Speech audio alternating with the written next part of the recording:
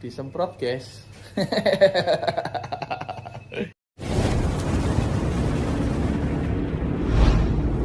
Jinggo Farm Pekalongan. Dulunya 60.000 dikurangi per lantai 1.000 jadi 19.000 per lantai.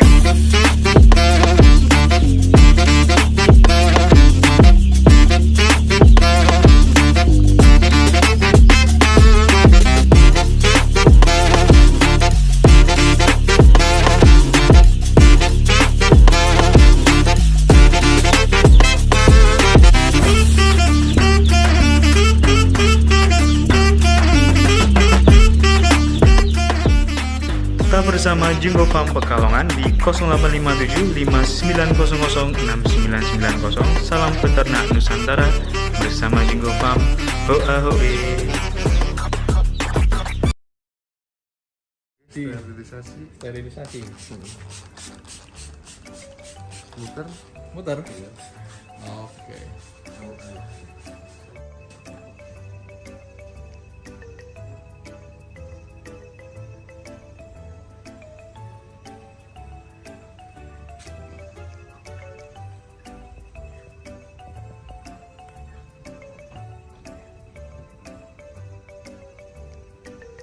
Dari pertama kayak gini Pak Dwi? Iya. Oh siap. Nih, masuk kandang ganti sandal lagi guys. Oke. Dulu. Selamat siang, masih bersama Jinggo Farm. Hoa hoi. Kali ini kita berkunjung di kandangnya Bapak Dwi. Nah, beliau sudah di depan, mau sharing-sharing di video kali ini. Langsung saja. Selamat siang Pak Dwi. Ya, selamat siang Om Rio. Apa kabar? Baik. Alhamdulillah ya, kita bisa berkunjung di kandang Pak Dwi ya di kesempatan kali ini. Kandang sederhana. Baik, Pak Dwi, kita mau sharing-sharing di video kali ini. Pak Dwi berkenan ya? Ya, monggo. Langsung saja, tanpa basa-basi. Pertanyaan pertama, awal mula beternak di ayam boiler ini sejak kapan nih Pak Dwi? Saya pertama beternak 2006 sampai 2008 mandiri. Mandiri? Ya, populasi kecil-kecilan dari 100 ekor sampai 500 ekor. 100 ekor sampai 500 ekor? Iya. Oh baik. Pertama 100 ekor panen, kemudian isi lagi 200 ekor. 200 ekor panen, kemudian nambah lagi menjadi 300 sampai 500 ekor. Itu dan tidak punya kandang. Tidak punya kandang. Itu memanfaatkan lahan ya? Gudang Rismilan. Oh, gudang Rismil di Jatingarang juga punya mertua. Oh gitu. Tidak punya kandang, belum punya kandang itu. Bertahan berapa lama itu dengan populasi 100 sampai 500 tadi? Itu dari tahun 2006 sampai 2008. 2006 sampai 2008. 2 tahun lah. 2 tahun. Terus sampai di populasi berapa di kandang open? Itu kemudian saya di 2009 bikin kandang pertama populasi 5.000. Populasi 5.000. Masih open itu, masih kandang. Dengan open. Sistem open ya? Ya, konvensional. Di sini kandang ini? Ya, di sini. Oh, momentumnya ya, banyak ini ya. Kandang ini. Oh, baik. Itu populasi 5.000. 5.000 di ya. Tahun 2009. Kemudian di tahun 2012 upgrade menjadi populasi 9.000. Upgrade dalam arti memanjangkan kandang. Oh, tapi sistemnya masih open. Waktu itu belum ada kandang kosong. Iya, baik. Di tahun 2012 itu menjadi populasi berapa Pak Dwi? Menjadi populasi 9.000. 9.000 dari 5.000. Ya, jadi betul. Prosesnya tahap demi tahap ya. Iya. Nah, pembangunan kandang ayam klosos ini dimulai dari tahun upgrade kandang klosos ini di tahun 2022. 2022 ya? Ya, termasuk kloter paling akhir saya. Siap. 2022. Ya. Nah, dibuat close house dari open itu menjadi populasi berapa ini? Menjadi populasi 20.000. Oh, 2 kali lipat ya? Dengan ukuran? Dengan ukuran yang berbeda. Tadinya waktu kandang open ukuran 8 meter kali 116. Oh, baik. Kemudian menjadi kandang close house, ukurannya berubah menjadi lebar 12 meter, panjang 98 meter. 98 ya. Jadi nambah panjang mengurangi nambah lebar mengurangi Panjang. sedikit. Karena dipotong untuk gudang atau gimana? Dipotong untuk blower, tempat blower. Oh, jadi ada jarak antara blower dengan pembatas ujung. Mundur berapa meter itu? Itu selain untuk jadi biar Atap ya? blowernya itu ada atapnya. Oh, baik buat atap Biar ya. tidak kehujanan kepanasan, biar tidak cepat aus, cepat Oh, hujan. baik. Dan lagi pula sungai di belakang kandang itu sedikit demi sedikit menggerus untuk gitu. menghindari sungai juga. Oh, berarti di belakang exhaust itu ada sungai. Ada sungai kecil. Baik. Dari pengalaman Pak Dwi ya, itu tadi dari 2008 2009 mulai, Ya, mulai kandang ini 2009. termasuk peternak lama ya. Nah, dengan tahun 2009 hingga sekarang itu suka dukanya gimana Pak Dwi? Boleh diceritakan nggak di video kali ini? Bisa. Baik, kita mau mendengarkan. Untuk sukanya dulu nih. Ya, dukanya dulu aja. Oh, dukanya boleh. Dukanya dulu Pak Dwi. Dukanya di era mulai kandang ini ya. Bukan, di era pertama sampai ini. Kita telusuri dari awal ya. Pertama sampai Nggak apa-apa di ini dulu. Ya, boleh. Kita shoot dulu untuk Pak Dwi-nya sedang menerima telepon ya. Di sini untuk inletnya. Nanti kita dijelaskan dulu sama pemilik kandang. Ini kita ambil videonya aja.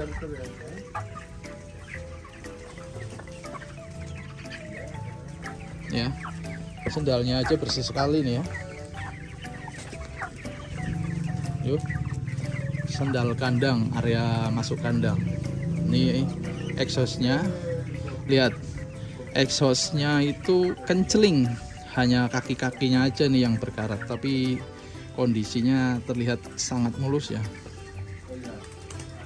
Sambil menunggu Pak Dwi menerima telepon, kita shoot bagian inletnya. ya 14-16.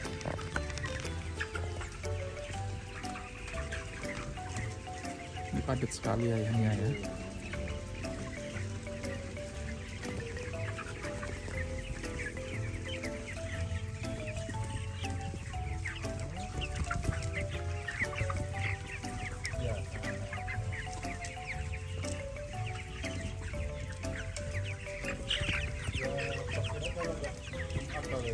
Aman dulunya di negeri.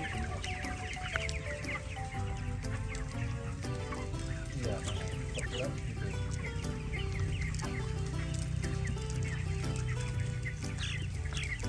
Oh iya. Ini berarti hari ini eksternal 1,5 gitu ya?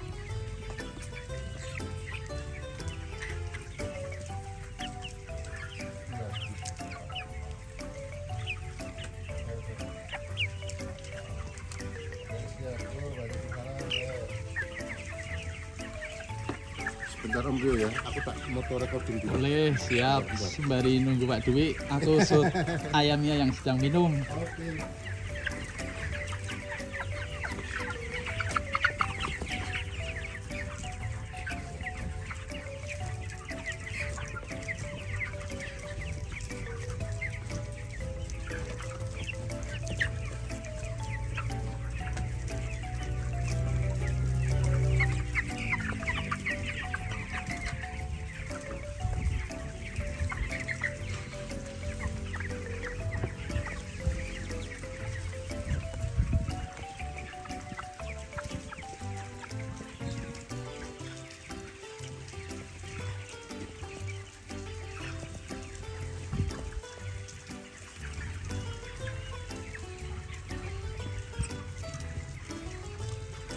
Tadi ada penampakan tikus lewat tuh melalui pembatas sekat nih ya, di sekat yang ketiga dari depan ya, 1, 2, 3. Nah, itu ada penampakan tikus lewat.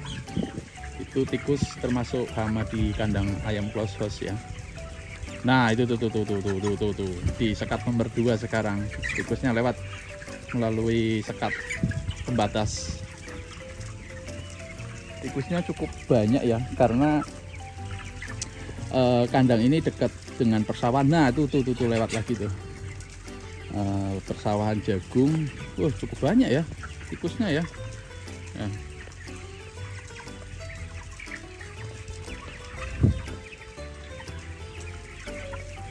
Penampakan tikus ya, jangan penampakan yang lain karena ini masih di siang hari ya. Jadi untuk penampakan yang tidak diinginkan jangan muncul ya di video kali ini. Itu sembari menunggu Pak Dwi datang karena masih ada urgent yang harus ditanggapi mengenai panen, karena hari ini dibatalkan pemanenan RPA ya dengan bobot 1,3. Ayam ini sudah terlihat padat dan minta dipanen gitu, penjarangan. Nanti kita lanjut untuk tanya jawabnya dengan Bapak Dwi, pemilik kandang di Jatingarang, Pemalang, Jawa Tengah.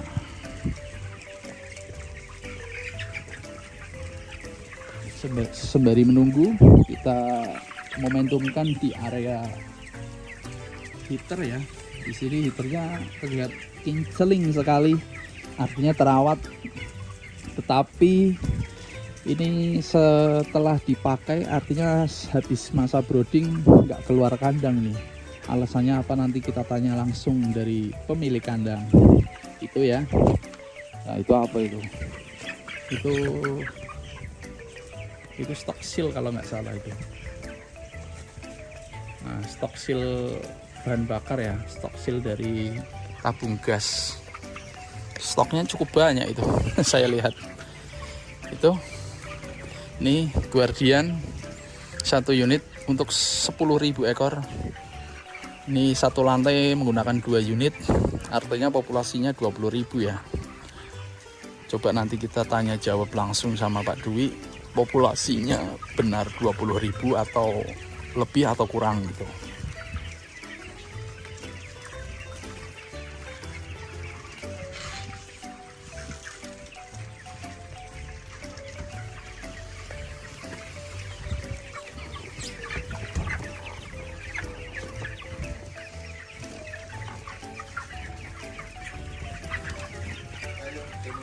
Lanjut lagi.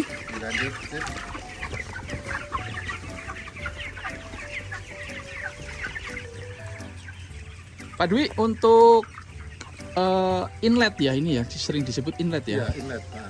Itu dengan ukuran berapa dan kenapa ini posisinya seperti ini? Jadi buat sharing ke peternak yang lain, Pak Dwi bisa dijelaskan? Ya, ini inlet saya panjang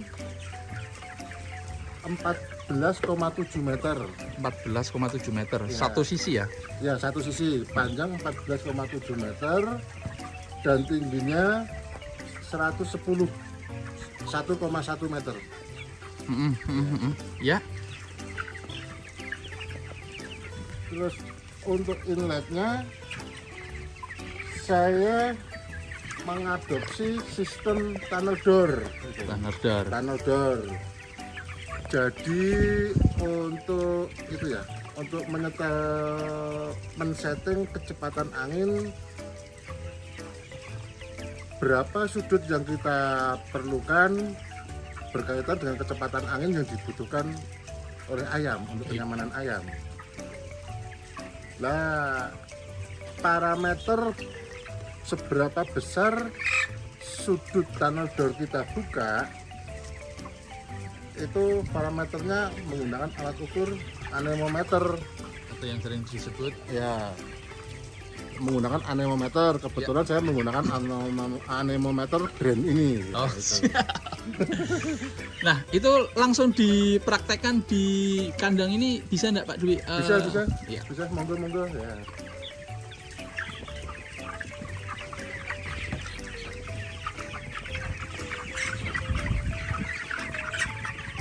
14,7 meter ya. 14,7. Untuk panjang kandang 98 meter. Ya.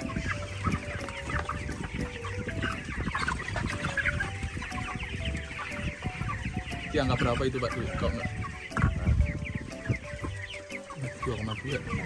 Nah, untuk ukuran ayam segini ya kan, di bobot di BW sekitar di kisaran 1/4 ya kan, 1/4. Ideal kecepatan angin untuk ayam itu di 2,0 sampai 2,4 parameternya. Ya. Nah, ini contohnya. Ini untuk yang atas 2,3 ya. 2,3. Baik. Untuk yang bawah 2,6.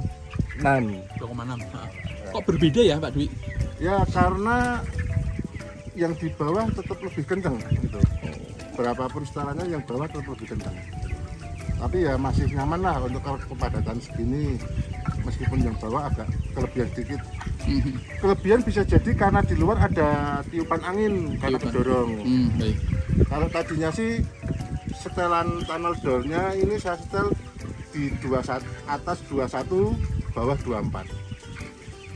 Mungkin karena ada dorongan angin dari luar sehingga kecepatan anginnya bertambah. Itu lebih bagus atau memang malah lebih jelek kalau kelebihan? Kalau kelebihannya itu sifatnya sementara karena Ya. ada tiupan angin, berarti kan tidak terus menerus. Oh baik. Itu tidak apa-apa. Masuk akal. Tapi kalau setelan kecepatan anginnya kegedean, katakanlah di angka 26 up sampai 28 apa 27, ayam akan tiarap, tidak banyak aktivitas makan karena dia takut ada angin yang kencang di atas kepala dia. Nah, ini juga kenapa kok saya bikin tunnel door dengan sistem sudut? Ya. Karena biar embun air dari cooling pad Ya. itu naiknya ke atas. Ke atas kemudian kesedot sama blower, Exhaust, ya. exhaust fan. Kalau dibikin naik turun biasa, itu arah embunnya akan horizontal, akan horizontal yang sehingga Sekam ya. sekam di depan inlet Iya, pasti akan basah, Iya. terjadi Nih. kelembapan. Ini enggak nih. Ya, betul. Baik. Dan ayam yang depan inlet pasti rawan sakit. Rawan sakit. Ya, kalau kelembapannya tinggi rawan sakit. Baik. Ini 25 hari exhaust on berapa itu? On 5. 4, 4. ya, on 4. On 4 dengan kecepatan angin di inlet 2,0 sampai 2,4. Kalau brooding, masa-masa brooding nih, Nah, pengaturan calling padnya ini sama pembukaan ruangannya ini oh, kalau masa brooding tutup full atau gimana? terbuka sedikit saja. Sedikit. Terbuka, enggak sedikit.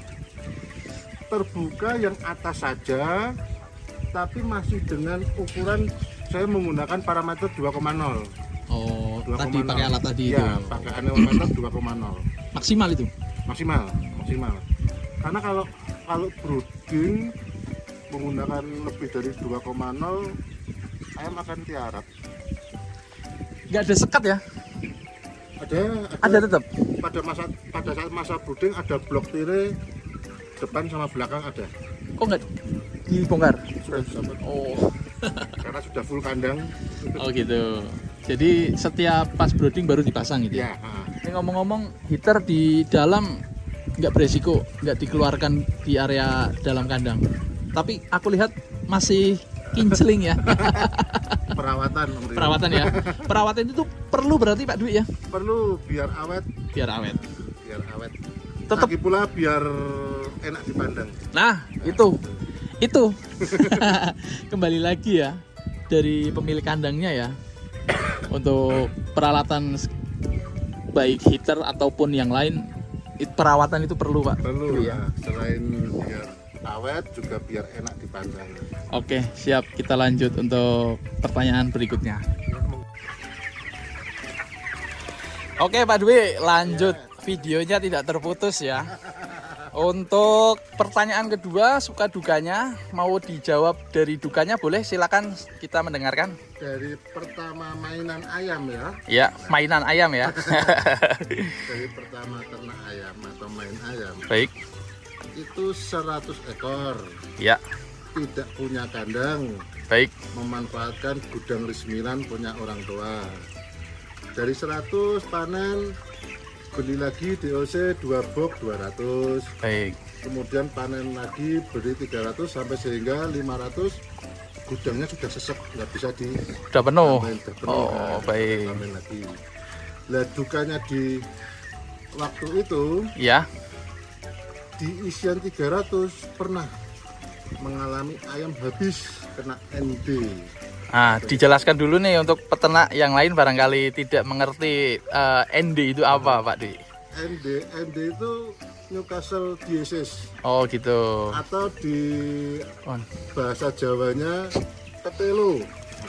Ayamnya itu geleng-geleng. Ketelo itu apa? Ayamnya itu apa?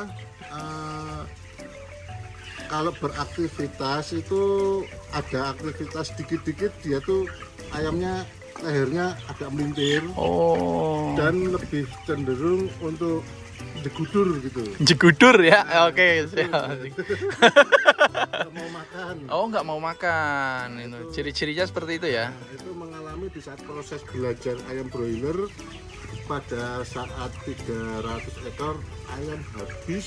Dari 300 ekor cuman tersisa 24 ekor doang. Baik. Tuh, tapi itu sebagai pengalaman dan pelajaran buat saya. Itu populasi 500 naik. Itu 300. Oh, 300. Kemudian tertantang lagi ya kan, tertantang lagi. Karena apa? Karena di ayam sejak awal saya muncul rasa penasaran. Ya.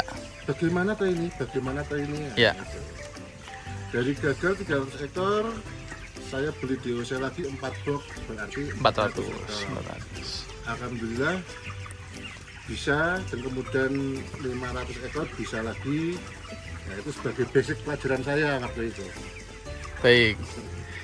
Terus lanjut sampai populasi dengan sistem open itu 5.000 awal. Ya, di pertama chip in kandang open konvensional, Ya. populasi 5.000. Di panen pertama saya juga gagal. Gagal tapi tidak gagal total. Ya. Ayam umur 28 hari dipanen habis karena masuk penyakit snot korisa, muka bengkak, mata berair. Oh, ciri-cirinya itu muka Ya. bengkak, mata berair. Itu periode pertama itu. Itu pertama Wah, kali tantangan banget ya. check in dan panen kandang konvensional open populasi 5.000. Dari 5.000 populasi 5.000 hanya dapat duit 7 juta. 7 juta. Ah, Di tahun itu tapi ya. itu di tahun 2009. 2009. Ya, Agustus 2009. Oh, masih ingat bulannya juga ya. Itu bulan kelahiran saya. Oh. Itu momentum banget ya. Ya. Baik. Jadi suka dukanya tadi ya di populasi 5.000. Ya. Terus selanjut nih aku pengen denger dukanya di sistem kandang tertutup atau close house. Ada nggak ini? Kalau alhamdulillah kalau kandang close house belum pernah mengalami. Tapi Alhamdulillah. jangan sampai. Alhamdulillah ya. Alhamdulillah belum pernah mengalami. Oh, baik. Kejadian kedua di tahun berapa itu ya? Di tahun 2017 kandang open itu. Waktu itu ayam besar siap panen. DO sudah keluar Ya. dari Ciomas, DO sudah keluar, ya kan? Ya. Tapi cuaca panas, siang hari panas sekali. Suhu di luar itu saya masih ingat 42 derajat. Gil. Nah, apalagi di dalam kandang, Ya. paling tidak kan plus 4 gitu Ya. kan, untuk kandang konvensional open. Ayam nggak kuat, mati 535 ekor. Di tempat. Ya, di rentang waktu jam 2 siang sampai jam 4 sore. Karena saya masuk kandang terakhir itu di jam setengah 2, ayam sudah head stress, Ya. tapi kematian belum ada, masih aman. Ayam sudah head stress itu jam setengah 2. Saya keluar, kemudian jam 4 sore bakul datang, saya cek ke dalam, ayam banyak yang mati karena panas. Tapi ya alhamdulillah di periode itu meskipun di hari itu ada kematian segitu, pendapatan masih bagus. Masih bagus ya. Itu di dukanya di kandang open. Iya, kandang open. Aku pengen dengar, tadi udah bilang ya, untuk kandang close house tidak ada dukanya ya selama berjalannya close house ya. Ya, belum. Mudah-mudahan jangan. Jangan ya. Resiko Baik. gede. Baik. Populasinya banyak soalnya Pak Du ya. Kalau Duka ini. duka ada. Di kandang Tapi close house? sifatnya kendala ada, tapi bukan berarti duka yang gagal produksi, bukan. Ah,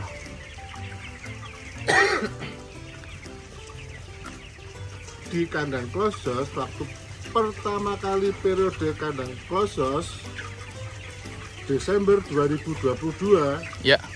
ayam umur 10 hari, hujan deras, angin, ada petir, kena petir, climate control mati. Climate control. Ya, gitu. Climate control mati, hujan-hujan, pengalaman pertama, Panik nggak ini? wah panik sekali.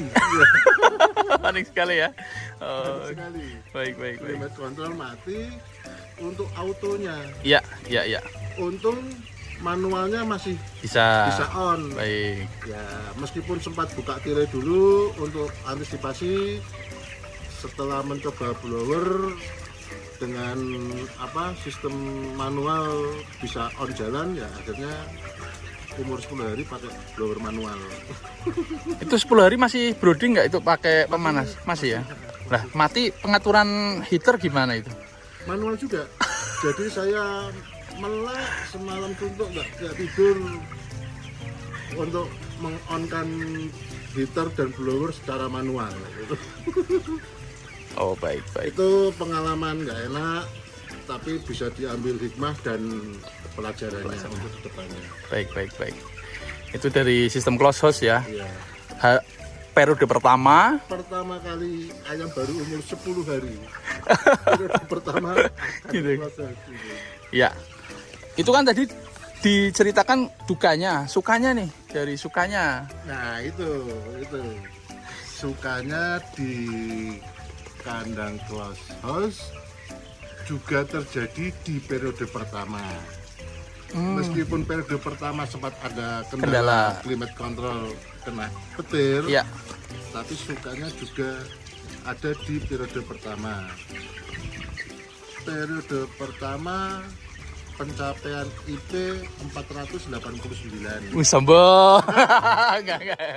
400? 489, hampir 500 Pak ya. Enggak jauh ya. Dan pendapatan per ekor 8.300 tanpa bonus pasar. Oh, Murni baik. pemeliharaan. Itu padahal kendala di usia 10 hari, tetapi periode pertama dapat IP 489. 89. Saya ulangi terus ya. Itu pencapaian IP tertinggi atau ada? IP tertinggi. IP tertinggi. Iya, IP tertinggi. Sebelumnya di era kandang open, IP tertinggi juga saya kebetulan. Oh, baik. IP 475. Kandang open 475. Itu paling tinggi itu, Pak. Iya, Dari pengalaman awal itu. iya. Padahal waktu itu ya kan di rekan-rekan plasma juga sudah banyak bermunculan kandang close house. Baik. Cioma. Iya, tadi udah dijelaskan dari pencapaian IP tertinggi di periode pertama ya. Seterusnya sampai sekarang di tahun 2022 hingga 2025 ini itu paling tinggi di periode pertama itu. Periode pertama 489. Baik. Oke. Nah, ini kondisi ayam ini di pembuatan video ini usianya berapa ini Pak Dwi? Kok terlihat padat sekali ya? Ini usia 25 hari. Ya. Biasanya penjarangan di usia di usia 21 atau 22 di bobot 1 kilo 1,2. 1,2. 1,2. Baik. Lanjut untuk pertanyaan kedua. Pertanyaan keempat. Nah, dengan populasi ini itu kok nggak ada yang bekerja ini, apalagi istirahat atau sistemnya gimana ini?